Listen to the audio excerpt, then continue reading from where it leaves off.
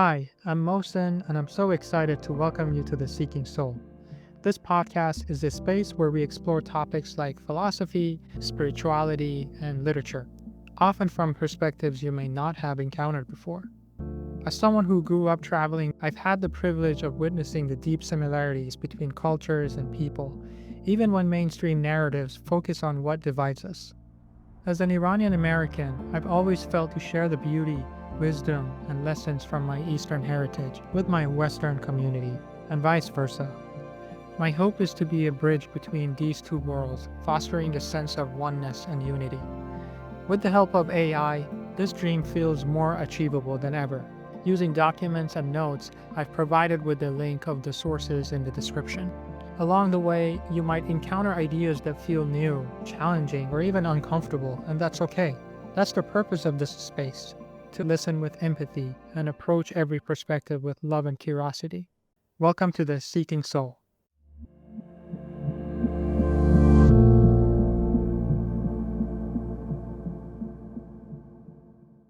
Hello, friends. I am finally back after a couple of months of pause. I mentioned it in previous episodes that I'll be having some life change events happening, which I am now officially a father. And as some of you might know already, that as a first-time father, the world revolves around a little one. So I had to take some time off, enjoy my time with him, and get the hang of this new lifestyle. I've been finally able to find some time and get back to this podcast, and hopefully you can follow along again.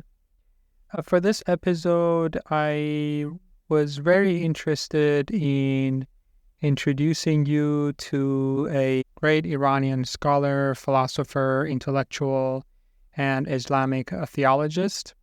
His name is Muhammad Taqi Ja'fari.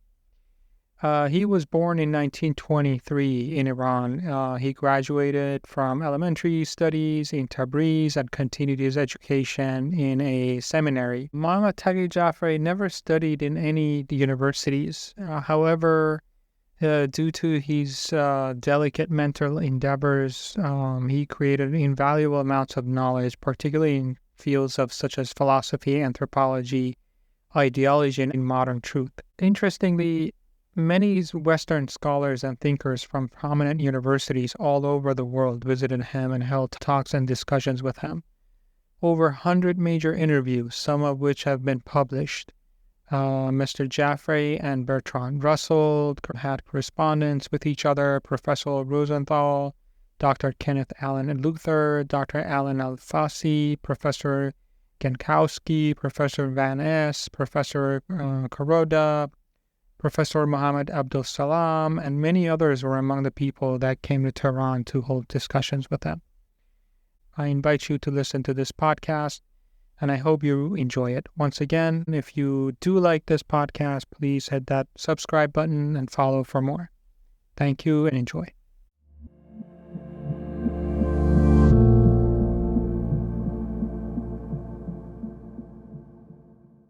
Okay, let's unpack this.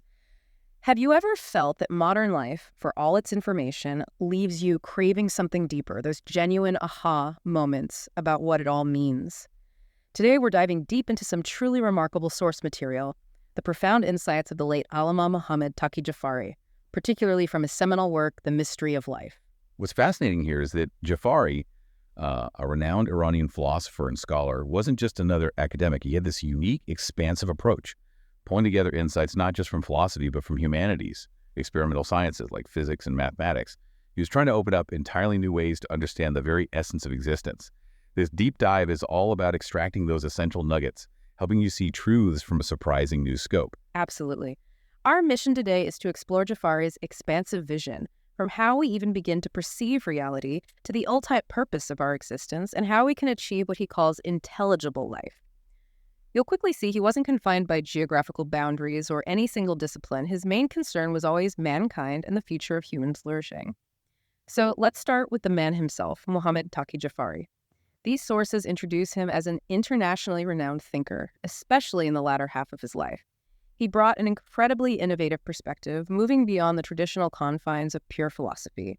He delved into the very basics of how we recognize and discover anything, how we approach science, and the core of philosophy itself. But he wasn't content with just analysis. Ja'fari was on a unique quest to open new paths to understanding by drawing from diverse fields like the humanities and even hard sciences such as physics and mathematics. At the heart of his work was the mystery of life, exploring how culture evolves and the hidden secrets within education. He saw life not as a static state, but as an ongoing elevation. And that concept of elevation leads him directly to what he considers a fundamentally crucial domain: intelligible life. His overarching goal, as we see in these texts, was to extract profound, constructive truth from what he called obvious realities, things we encounter every day in culture, economics, science, history, philosophy, civilizations, technology. He believed this was absolutely vital to save the world from what he termed unbalanced thinking. Yeah. The sources consistently highlight his meticulous care, his intellectual vigor, and his passion in analyzing complex, unsolved issues from both Western and Eastern thought. This was never a narrow academic exercise for him. Ja'fari's outlook was truly global. It wasn't constrained by any single cultural or geographic perspective.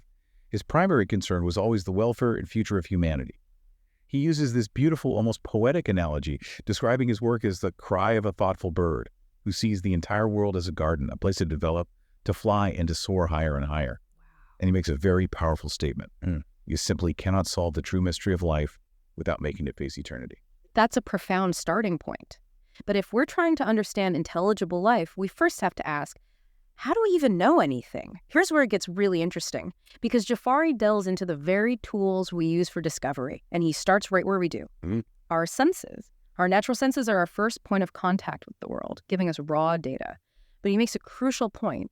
The phenomena that enter our minds through our senses don't necessarily remain exactly as they are outside. Right. For instance, the actual chemical molecules of a smell aren't literally inside us. Our nerves just transmit a message. Even more profoundly, our internal factors, our desires, our existing knowledge, our emotions, heavily interpret that sensory input. Think about seeing a dead body. If it's a friend, you feel sorrow. If it's an enemy, it might evoke delight. The external fact is the same, but our internal state completely shifts our perception, so our senses are filters, not just windows. Exactly. And this filtering and interpretation extends even when we use advanced tools. Artificial devices like telescopes and microscopes dramatically extend our sensory reach, but they don't remove the role of our internal conditions or our fundamental senses. He highlights what physicists like Max Planck and Hermann von Helmholtz observed, that scientific measurements are always somewhat uncertain messages. They're like a linguist trying to decipher an ancient, partially damaged document. To make sense of it, you have to believe there's an underlying logic, or that the real world follows laws we may not fully fathom. So there's always an element of belief and interpretation, even in hard science. Absolutely. So if our senses and even our scientific tools have these inherent filters, what else does Ja'fari say influences how we perceive truth? He moves beyond the purely empirical here, pointing to some surprising factors in recognition. He identifies moral ethics as one of the most important and most dignified factors in gaining knowledge. This isn't just about being a good person. It's about how activating our highest human aspects, living a life aligned with a higher purpose, actually allows truth to flourish for us. For Ja'fari, gaining knowledge isn't just about accumulating facts. It becomes a means to perfection and an expansion of our very identity. And then, quite remarkably, he speaks of the arousal of love. Love, as a motive for discovery, can also lead to knowledge. He says that when love is the driving force, one might see facts as inherently beautiful, even sometimes ignoring what might seem like purely logical reasoning in that pursuit. How do you see those moral and emotional factors playing a role? It's truly insightful. It highlights that knowledge isn't just a cold intellectual process. It's not just data crunching. Right. This brings us to the distinction between different levels of understanding. Ja'fari talks about indirect understanding, which is when we learn about something through its connections to other phenomena. For instance, we understand color through the presence of light or the distance of an object. Contrast that with direct understanding, often found in empirical sciences, where you try to analyze a subject somewhat independently. But even then, he warns, it might not capture the whole identity because everything is interconnected. Right, nothing exists in total isolation. Exactly. Then he introduces direct grasp, which implies an all-around understanding, really knowing something from every angle, though he admits this is often limited to very specific, narrow scientific fields. Like a specialist knowing their tiny area perfectly. Kind of, yeah. And finally, indirect grasp, where we understand an effect by knowing its cause, but this is always colored by our prior knowledge, like how looking at a bright light temporarily changes your perception of other colors. It's a reminder that our perception is always layered. That makes a lot of sense, that our existing knowledge and even our moral compass shapes what we see. So what does this all mean for how we learn and grow? Ja'fari presents various forms of knowledge, each with its own unique characteristics. He contrasts purely educational knowledge, which he describes as an absolutely reflective process. Think of it as passively absorbing information like rote memorization. Just taking it in. Yeah. The risks, he points out, include confusion from conflicting ideas and a weakening of our own mental productivity. But then there's purely developmental knowledge. Here, concepts and realities are inducted into us. Inducted, so it becomes part of you. Exactly. If we observe logical principles, the knowledge becomes deeper and longer lasting because it results from a real change, a genuine contact with facts. For example, realizing that honesty genuinely strengthens your character leads to a profound, lasting interest in telling the truth. This emphasizes a practical, transformative kind of knowledge, not just abstract facts. Precisely. And this focus on practical development is crucial because certain forms of knowledge, especially misapplied, can be risky. Ja'fari warns about supposed knowledge, which is based on no observable evidence, relying purely on mental conditions or concepts. Just ideas floating around. Pretty much. Similarly, theoretical knowledge might align with some research, but can't be fully tested experimentally. The real danger, he argues, comes when we mix these suppositions and theories with scientific laws, especially in the humanities. While less harmful in the natural sciences, he warns that applying such unsubstantiated theories to human culture can cause irreparable harm, citing certain historical theories that he believes inhibited human evolution. Wow. Then there's purely descriptive knowledge, which aims to describe facts exhaustively from all viewpoints. While it tries to be a bridge to true recognition, its sheer exhaustiveness can paradoxically make initial direct knowledge seem unnecessary, leading to stagnant human thought. It's like getting lost in the weeds. Exactly, getting lost in the details rather than grasping the essence. That's a powerful point. Sometimes too much description can prevent true understanding. But Ja'fari also introduces us to less common, yet incredibly powerful forms of knowledge. One is worship-based knowledge. Worship-based, how does that work? This involves issues where the full reason or rationale isn't entirely known to us, yet they still hold profound reasons. For instance, the rules of worshiping God. While their full rationales might be beyond immediate human comprehension, they adjust our relationship with God through their intelligible contents. Okay, I see. It's about the relationship itself. Right. Then there's intuitive knowledge, which he describes as a direct contact between man's inside and facts non-observable to his senses. Like a gut feeling, but deeper. Sort of, yeah. This intuition, he says, casts light on the subject itself, offering a clarity far superior to his sensory sight or his intelligence. It's an immediate, profound grasp. And finally, he speaks of what he calls the supreme forms of knowledge. These aren't supernatural in a way that defies logic, but rather are gained by purifying his inside of desires and wishes. Essentially, freeing oneself from selfishness. Getting rid of the ego's interference. Exactly. He says these forms are all-around dominant knowledge, an internal light that arises from direct contact with reality. And this internal light leads to a particular kind of wonder. Ja'fari distinguishes between two types of amazement. There's a negative static amazement, which can lead to mental stalemate and doubt, almost like being overwhelmed and shutting down. Just being stuck in awe, maybe? Yeah, or confusion. But then there's dynamic, positive amazement. This is a powerful force for discovery, filled with feelings of greatness and attraction toward issues that are far beyond formal science's laws and principles. So it spurs you on. It does. It's so profound that he recalls the Holy Prophet's prayer to God for increased amazement, because this form is far superior to all sciences and knowledge. It's an active, inspiring wonder that pushes you to explore more. Wow. So how does our mind actually process all this incoming information, both sensory and these more profound forms of knowledge? Ja'fari reveals the complex activities of the mind and the crucial, often dynamic relationship between our own self and everything other than ourselves. He breaks down mental activities into categories like confirmation, where our imaginations and speculations are related. For example, the idea that the sun is spherical is a mental construction. Then there's abstraction, where we omit characteristics of an identity. When we say man is a talking animal, each word is an abstracted concept, leaving out specific observable qualities. Taking out the specifics. Right. We also use analysis, breaking things down into components, and combination, collecting those components and discovering how they interrelate. He mentions Bertrand Russell's idea of logical atomism, that everything can be broken down into its smallest, simplest parts. Taking the watch apart. Exactly. While Ja'fari agrees analysis is vital, he insists we also need the combination piece, putting those pieces back together to see how they interrelate in the larger picture. It's like taking a watch apart, but then also knowing how to reassemble it to understand how it actually works. That analogy of the watch is perfect because it highlights that recognition, for Ja'fari, truly rests on two fundamental pillars. The self, which is the innate pole or the recognizer, and other than the self, which encompasses all observable facts of the universe, the target of discovery. Self and other. And critically, these two pillars mutually influence each other. When we look at the factors influencing the self, we see several elements. There's the ego or personality, which manages all our cognitive factors. A disorder here can significantly influence our scientific outcomes. Think of Rumi's poetry. If something distressing happens, the whole world can appear miserable to you. If you're happy, it's like paradise. Our brain factors, imagination, memory, thought, the subconscious, intuition, and revelations all play an active role, shaping our knowledge and viewpoints. Our natural senses are limited channels, and any change in their structure affects our knowledge.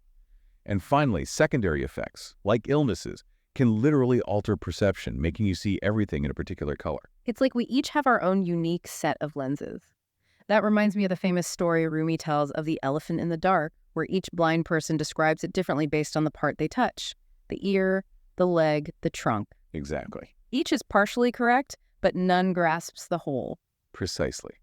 Max Planck, in a Western context, echoed this, believing that while physicists idealize discovering the real world, measurements are merely doubtful messages, and we must, in essence, believe the universe follows laws we cannot fathom. Still a mystery, then. Always an element of mystery, yes.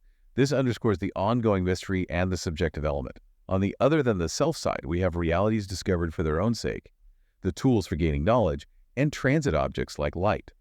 What's powerful is that the more mental development the human ego achieves, the less dependent it becomes on external factors and tools for its discoveries. So we grow inwardly. It points to an incredible internal capacity for deeper understanding.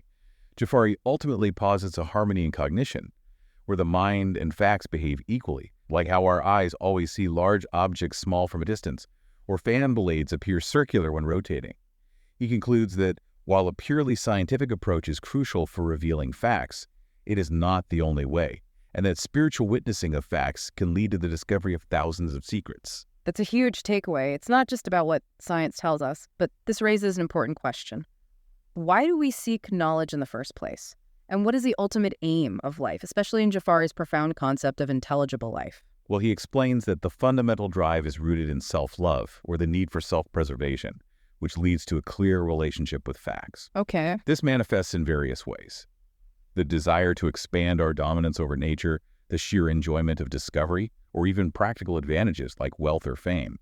But then there's the fifth, and perhaps most profound factor, spiritual flourish and elevation through establishing contact with the truth. Ah, that elevation again. Exactly. He notes that historically this spiritual factor and the eagerness for discovery were more dominant, but in modern times the focus has shifted towards governing nature. Right, controlling the world around us. This drive for knowledge, then, connects deeply to the search for meaning. Ja'fari identifies several motivations for asking about the aim of life. Some can be negative, stemming from despair or stagnation. Feeling lost? Yeah. Others are positive, arising when we realize the artificiality of a purely natural life.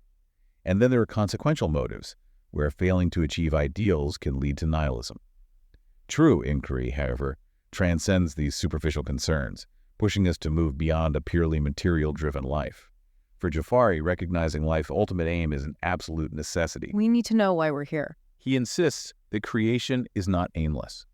The universe is orderly, righteous, and serious, moving toward a final destination that cannot be lower than its current stages. That ultimate destination, he argues, is God. The Qur'anic view of life's aim, as he presents it, echoes this. Creation is not in vain, but rather embodies objective righteousness and is not a mere plaything. Not just chance. No, it consistently moves toward his final destination, God, and explicitly states that worship is the ultimate aim. As one verse puts it, my prayers, worship, and death are at the will of God, the creator of the universe. That's a powerful framework. And Ja'fari contrasts two fundamental ways of living that emerge from this understanding, offering humanity a crucial choice. First, there's purely natural life. He describes this as animal-like, essentially a battle for survival focused solely on fulfilling natural desires. Just eat, sleep, survive. Basically. The consequences, he warns, are dire. It leads to stupefaction replacing consciousness, the destruction of positive forms of love, conflicts between power and righteousness, self-bestrangedness, a rise in nihilism, and tragically, increasing suicide. Oh, wow. It's a life consumed by worldly needs, where humanity's positive aspects are entirely forgotten. It sounds like a pretty bleak outcome. It is, and that's why he champions the alternative, intelligible life. This is defined as a conscious life that deliberately guides human natural forces and activities toward evolutionary goals by means of more freedom of choice. Consciously choosing a higher path. Exactly. It means gradually developing the human character, allowing all positive potentials to flourish, and replacing petty, short-sighted interests with greater, more valuable ones. In an intelligible life, one is being guided toward the highest end of life by actively connecting to divine greatness and participating in universal harmony. It's about aligning your individual existence with the larger purpose of creation. So how does this concept of intelligible life actually play out in the practical aspects of our world? How does it transform our common human endeavors, like science or art? It fundamentally redefines them. For example, science and intelligible life isn't used to inflate our natural ego or dominate others, but rather as a means to advance toward evolutionary goals.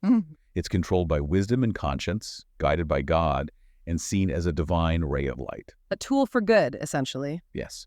Similarly, arts and intelligible life are pursued not as art for art's sake, just for beauty or entertainment, but as art for the sake of humanity. It aims to depict facts as they are and as they should be, guiding man toward freedom and development, acting as a wave of intelligible life that reinforces consciousness and perfection. Art with a purpose beyond just aesthetics. Precisely. And this extends to how we structure society. Politics in intelligible life becomes a management system aimed at achieving the highest of physical and spiritual goals for everyone. It focuses on creating awareness and developing true freedom, driven by a relief from self-love and a continual search for life's highest aim. This is in stark contrast to Machiavellian politics, which focuses on self-interest in degrading people. Big difference there. Huge. For economy and intelligible life, resources serve to safeguard and preserve the whole of human life, promoting social justice and fulfilling real needs. Rather than merely inflating the natural self or enriching a selfish minority, it emphasizes shared blessings. Sharing the wealth, basically. In a way, yes, ensuring everyone's needs are met. And finally, education in intelligible life reinforces deep cognition and understanding of original facts, motivating a gradual shift from purely natural to intelligible life. It activates human virtues like honesty and justice, with teachers needing to embody what they teach, continuously develop, be devoted, and seek God's help. It's a holistic view. That paints a powerful picture of a society built on deeper principles. But let's dig deeper into the core of who we are. What is human nature, and how does it relate to our freedom and our place in society from Ja'fari's perspective? He addresses the debates around human nature, defining it as the natural, orderly flow of the forces inside man. He argues that our very inventions and discoveries are evidence of our internal potentials, not just products of external factors. It comes from within. Right. He acknowledges that humans possess both incredible virtues and a capacity for corruption. However, he clarifies that we cannot activate conflicting potentials simultaneously.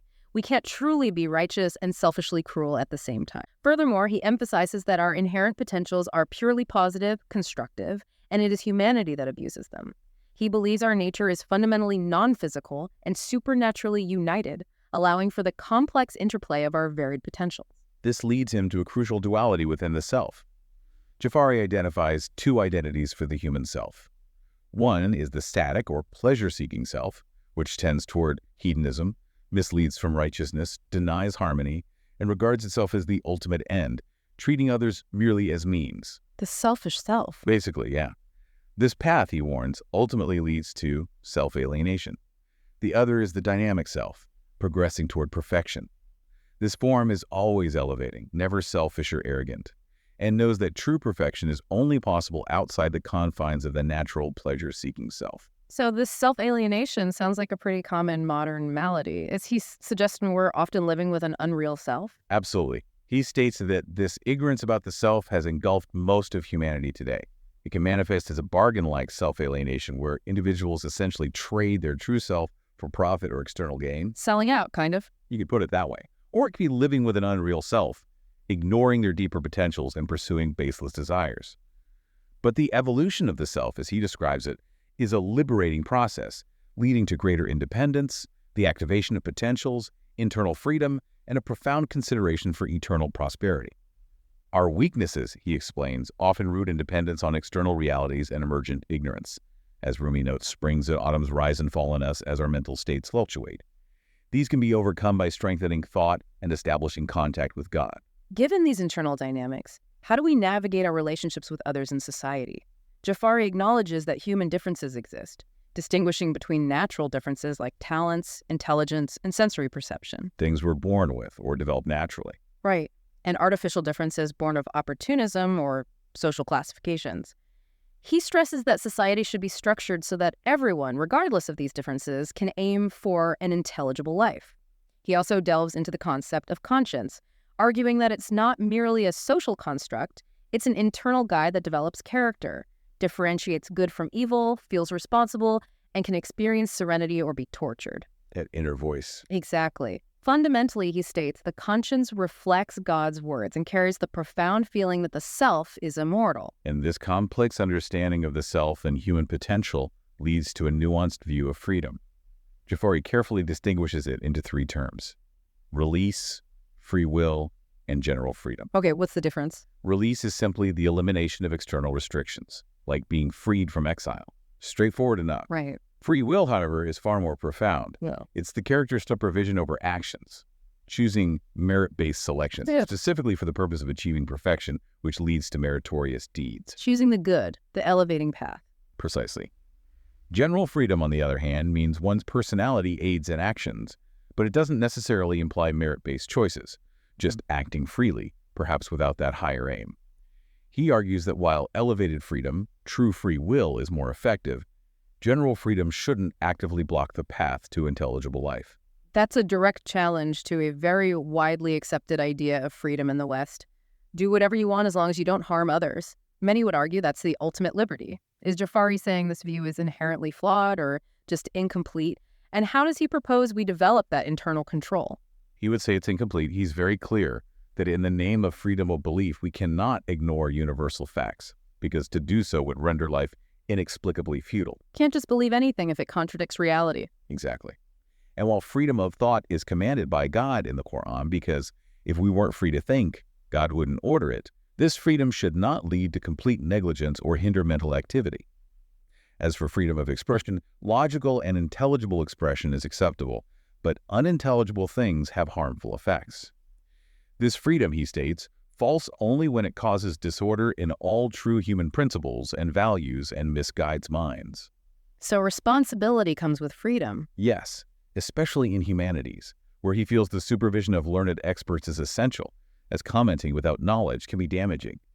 He critically examines the Western definition of freedom of behavior. Do whatever you want, just don't bother anyone. The classic libertarian idea. Right. He argues that human desires don't always obey wisdom, and a lack of internal control invariably leads to crime. For him, true freedom isn't the absence of limits, but the internal mastery that allows one to choose what truly elevates. Internal mastery. Okay, so let's tie these insights into how societies are built and sustained. Ja'fari had a lot to say about work. For him, work has two aspects: its value as a means producing results, and its value as a topic, meaning it's inherently valuable beyond just its products. Work itself is dignity. Yes. It requires conscious intention and useful results. He categorizes the domains of work value. In the purely economic domain, the focus is solely on observable effects like usefulness and demand, often ignoring human values. Just the bottom line. Pretty much. The socioeconomic domain is more humane but still limited by an absolutely free individual view. But the most profound is the human economic domain, tied to intelligible life. Here, work and economy serve man's real needs and social justice, rather than just inflating the natural self or enriching the selfish minority. It emphasizes sharing financial blessings to improve others' lives, not selfish accumulation. More just economy. This also connects to personal ownership, which he sees rooted in our tendency to gain authority and freedom for an intelligible life. However, ownership is limited by God's creation, which is for all, and by individual effort. It's a powerful paradox, isn't it? Ja'fari warns that if we make accumulating wealth or possessions our ultimate goal, we actually become enslaved to them. Right, the things you own end up owning you? Exactly. It's like working tirelessly just to maintain your big house, when that work keeps you from what truly matters in life. The very things we seek for freedom can become our cages. Indeed. And for unity in society, Ja'fari believes arts, especially literature, can pave the path by motivating people's feelings. He stresses that true unity requires disregarding anti-human thoughts from figures like Machiavelli, Hobbes, Nietzsche, and Freud. Those who emphasize conflict or ego. Exactly. He uses Rumi's mountain analogy. This world is like a mountain, and our actions, like the shouting toward that mountain, they are echoed back to us to illustrate how our actions and reactions can foster unity. What you put out comes back. Karma, in a sense. In a way. Regarding religious unity, Ja'fari distinguishes it from absolute unity, which he says is impossible due to human diversity and freedom of thought. He also distinguishes it from unity caused by external elements, which he sees as baseless and temporary. Instead, he advocates for intelligible unity, which involves believing in the general context of Abraham's religion for all societies, and actively removing illogical prejudices and individual theoretical beliefs. Finding common ground in core principles. That's the idea. The foundation of social order and cooperation, for Ja'fari, rests on religious, moral, political, and legal principles. He emphasizes that moral ethics are key for the voluntary observance of laws. Okay, so we've covered the mind and our goals in life and how they apply to society. Now let's zoom in on the human experience itself specifically, how we relate to each other as men and women, and then the foundational idea of God, especially as Ja'fari unpacks it through the Qur'an. He maintains that women possess an inner greatness, and they shouldn't compare themselves to men, but rather recognize their distinctive aspects. He emphasizes the profound significance of the family for the fate of a society, stating that both men and women must consider it. A family unit is key. Very much so. He acknowledges that while there is diversity within each gender, for example, comparing Avicenna's intelligence to others, the core dignities are equal. He delves into the term qavam, overseer-maintainer, as used in Quran 4.34. He carefully clarifies that this term does not mean legal custody, but rather management and carrying out what is to the benefit of the family, and this role is based on man's resistance against the ups and downs of life. So responsibility, not a domination. Exactly.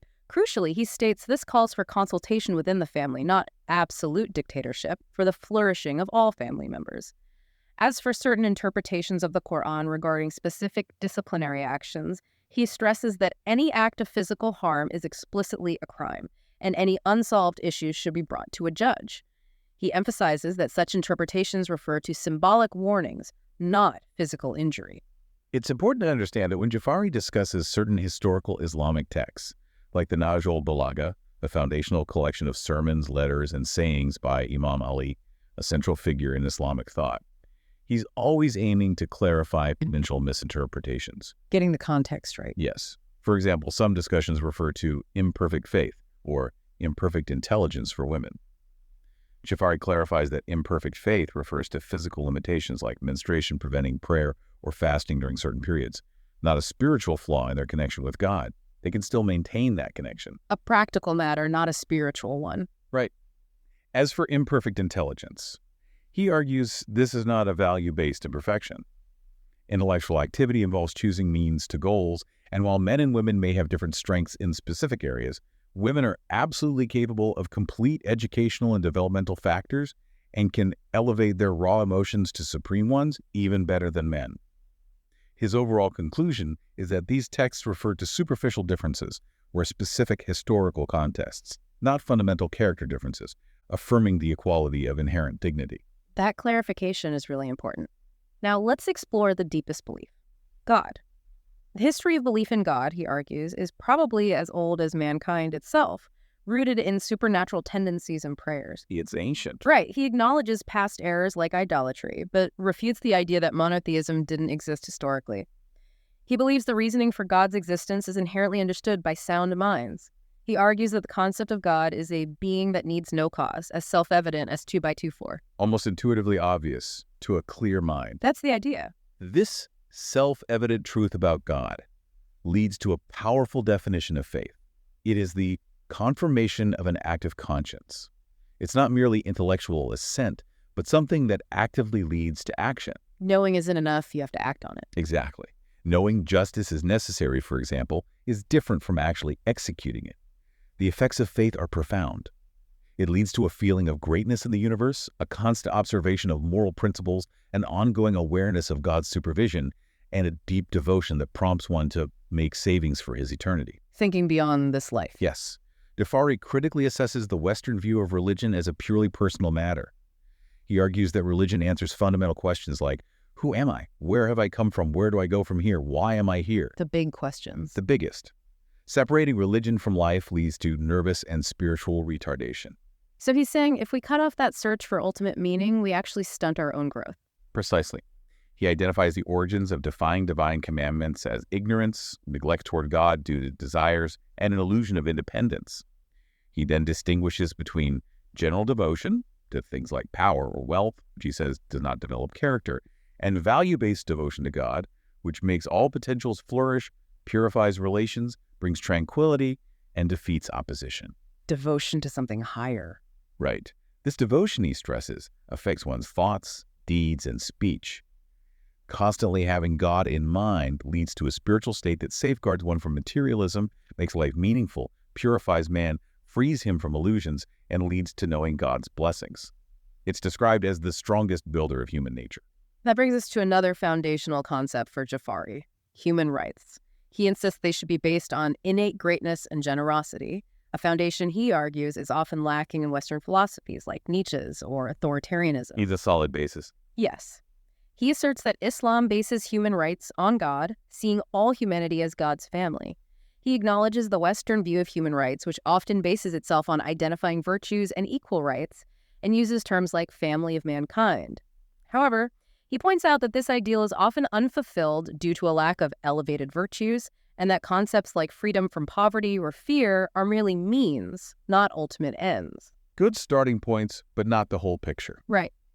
In contrast, the Islamic view of human rights holds that the life and death of one person is equal to that of all mankind, as expressed in Quran 5.32. Yeah. All humans are considered members of one big family, sharing common rights to life, dignity, work, and education. He highlights key differences between Islamic and Western human rights. Islam sees life as God's blessing, prohibiting self-harm, whereas the Western view doesn't explicitly. Islam sees innate dignity as God-given, providing a logical explanation, while the Western view, he argues, often lacks this. Furthermore, Islam prioritizes mental and spiritual education in its rights framework. A different emphasis. So if God is at the center of this, how does Ja'fari approach the ultimate source of Islamic philosophy, the Quran itself? He describes the Quran as light, guidance, cure, a blessing, a letter from the Creator. It's a book that helps us become real human beings and rise to divinity, revealing truths about a meaningful man and universe. He calls it a tongue that will never become silent because humanity's serious questions about life will never end. He emphasizes that it's not a book made by limited human brains, thus ensuring it won't decline or fall silent. Timeless wisdom. That's the claim. Knowing the Quran, therefore, is essential for curing mental and spiritual problems and creating vigor. It's about understanding our perfection-loving soul and the domains of what there is and what there should be. He clarifies that it's not a scientific book in a limited sense, but rather requires deep study, not just merely reading words. He posits that Islam is Abraham's religion, presenting a general context of a divine religion for all. That makes sense. It's not a science textbook, but a guide to understanding ourselves and our purpose. What about the concept of mysticism, and how does art fit into this grand vision? Ja'fari delves into mysticism, asserting that it leads to the highest, most divine of all possible pleasures, and getting closer to God by purifying the soul. He defines positive mysticism as the expansion and divine domination of the human self over the universe, aimed at being absorbed by absolute perfection, ultimately leading to contact with God. Expanding the self towards the divine. Right. Crucially, this positive mysticism cannot be selfish. It demands responsibility and care for others, as true human perfection requires recognizing and addressing the needs of fellow beings. He outlines mysticism's four relationships: with oneself, transforming the natural self; with God, cleansing the natural self; with the universe; and with fellow beings, recognizing their needs. The complete reorientation. Yes. He also explains mystic change as a dynamic process where knowledge leads to action, which in turn leads to new knowledge, with both eventually finding supreme unity. Knowledge and action becoming one. That's the goal. And how does art fit into all of this? Ja'fari presents two viewpoints: art for art's sake versus art for man's sake. Art for art's sake focuses on the artist's genius and entertainment without concern for consequences. It simply aims to be appealing. In contrast, pioneer art, or art for man's sake in an intelligible life, refines reality, guiding humanity towards an intelligible life. Art as a guide. Exactly. It purifies illusions and motivates evolutionary development, creating works that are not just appealing, but act as a wave of intelligible life. He notes that modernism in art is valuable when it arises from a desire for serious mental and psychological freedom in man's four relationships with God, himself, the universe, and other human beings. If it serves that higher purpose. Right. Ultimately, he defines beauty as the recorded effect of perfection. He highlights that not all physical things are beautiful. Our internal feelings and spirit play a significant role in appreciating beauty. Moreover, he points out the existence of intellectual beauties like justice and freedom, which, unlike observable beauties that can fade, remain perpetually attractive. Ja'fari truly gives us a powerful framework for seeing life as an elevation, a path towards something profoundly meaningful. Indeed. If we connect this to the bigger picture, Ja'fari consistently encourages us to move beyond superficiality.